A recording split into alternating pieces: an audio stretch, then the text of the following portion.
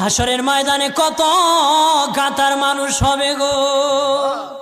নবী বলেন আয়েশা, হাসরের ময়দানে মানুষ 120 কাতার মানুষ হবে। কয় কাতার?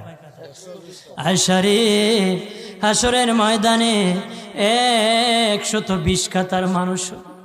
আয়েশা সিদ্দিকা বলেন ইয়া রাসূলুল্লাহ, ইয়া রাসূলুল্লাহ, আমি জানতে চাই আপনার রাসূলুল্লাহর উম্মত কত কাতার হবে? নবী বলেন আয়েশা, আমি রাসূলুল্লাহর উম্মত একাই 80 কাতার হবে। আয়েশা বললেন ইয়া রাসূলুল্লাহ, দিনের নবীজি 80 কাতার দিয়ে আপনার উম্মত হবে, আপনার উম্মতকে কেমনে আপনি চিনবেন? নবী বলেন আয়েশা রে, আমার উম্মতকে 3টা পরিচয় আমি চিনব। 1 নম্বর পরিচয়, আমার উম্মতের কপাল থেকে নূর চমকাবে, নূর চমকাবে।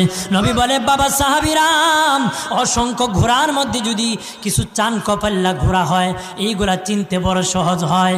চান কপাল্লা ঘোড়া চিনতে বড় সহজ হয়। হাসরের ময়দানে আমার 1 প্রকার উম্মত চান কপাল্লা হবে, কপাল থেকে নূর চমকাবে, নূর চমকাবে। তখন আমি বুঝতে পারবো নূর চমকেওয়ালা তারা সবাই আমি রাসূলুল্লাহর উম্মত।